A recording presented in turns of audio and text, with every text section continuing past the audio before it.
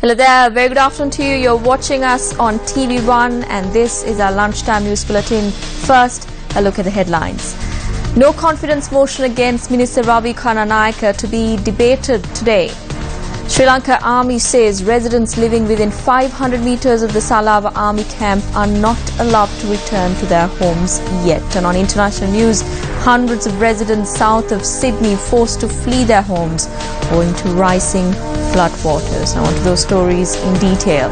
The no confidence motion against the Minister of Finance Ravi Kananayake will be taken up for debate in Parliament this afternoon.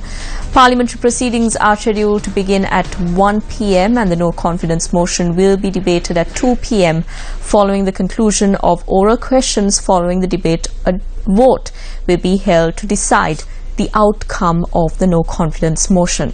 Speaking to Newsfirst this morning, the minister had said he was confident ahead of the vote that it would be defeated.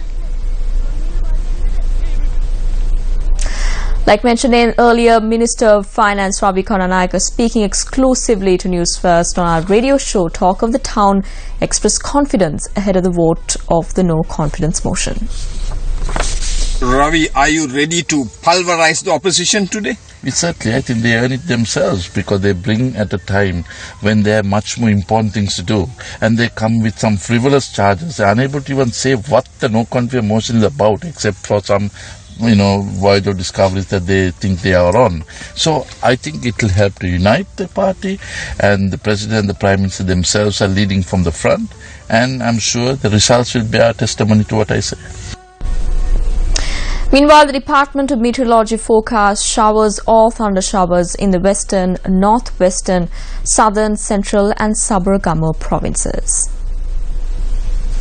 The department adds that thunder showers are likely at a few places in the Uva and eastern provinces, particularly after 2 p.m. It adds that fairly strong winds at times can be expected over the country, particularly over the western slopes of the central hills.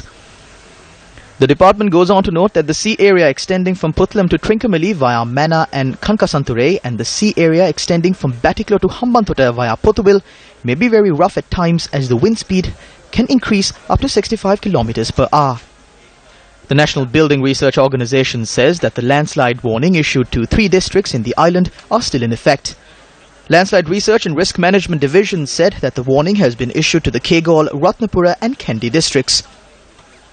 The division added that the people residing in mountainous areas in these districts should be vigilant of possible landslides. Over 9,000 people who were displaced due to the adverse weather conditions that battered the country still remain housed in relief shelters. Like it was mentioned on the headlines, the Army says the Salava Kosgama Army camp and the surrounding area of about 500 meters is still restricted for the public. Army spokesperson Brigadier Jana Javira stated that operations are continuing in the area to ensure security. Meanwhile, police headquarters issued a statement noting that various individuals have been collecting shrapnel, unexploded ordnance lying around the Salava Army camp. The police headquarters request the general public to refrain from doing so. Meanwhile, Minister of Skills Development and Vocational Training Mahinda Samarasinghe participated in a ceremony held at the BMICH. During the event, Minister Mahinda Samarasinghe awarded diplomas to 300 students who completed their training at the Automobile Engineering Training Institute in Orugodawatta. අපි AETI කියන ආයතනය ගැන අපි අහලා තියෙනවා. අපි සමාජයේ We have heard about the Automobile Engineering Training Institute, also known as the AETI. We are being spoken about in society. As we are carrying a good job at it, I would like to remind that it is important that NITA takes the task further. As a ministry, we will take the necessary decision and pave the way for it. The key task of this should be given to NITA. We are working towards providing better standards for this sector. I believe that the people at NITA should be more innovative. Don't be afraid. මේ ශේෂ්ත්‍රය ලබා දෙන්න අපි කටයුතු කරනවා. NITA ආයතනයේ සියලුම දෙනාට මම කියන්න කැමති අලුත් දේවල් කරන්න බය වෙන්න එපා. The supply of electricity was disrupted in the Gona Pinuala area when a bus travelling along the Hikkaduwa Baddegama main road collided with an electricity post last evening. The accident was reported in close proximity to the Gona Pinuala junction along the Hikkaduwa Baddegama main road. The bus, which was plying from Colombo to Yakalamulla, had attempted to overtake a lorry, lost control of the vehicle and crashed onto the electricity post. No casualties were reported in the incident. However, the bus and its driver have been taken into remand custody. Residents in the Gonapinuwala area experienced a power outage last night owing to the accident.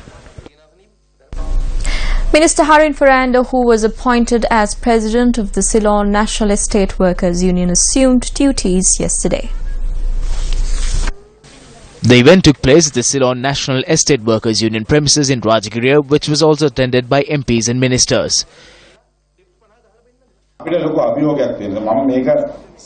There's a major challenge ahead. I will not look at this in an angle of simply working for the welfare of the estate workers along with their wages.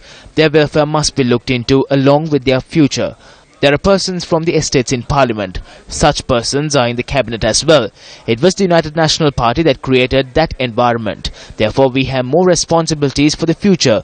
We need to create a program where the people will love the estates. By the end of the year, you will be able to see the results of this program.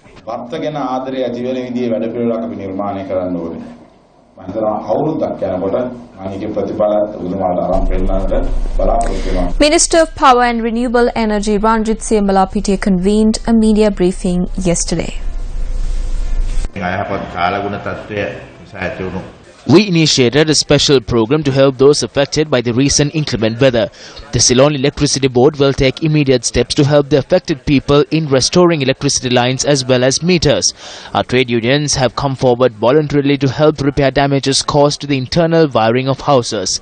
A 6-month grace period will be granted to electricity consumers who suffered from the inclement weather to pay off their electricity bills for the month of May and June. For houses that were completely destroyed, the bill will be wiped clean. If there were any past payments that had to be made, they too will be nullified. We will also be taking steps to assist and provide relief to those who were affected by the Salava Army Camp fire.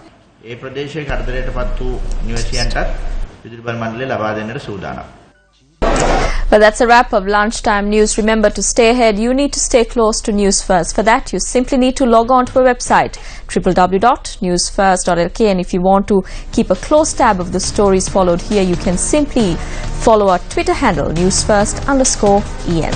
I'm Stephanie Lazarus. Good day.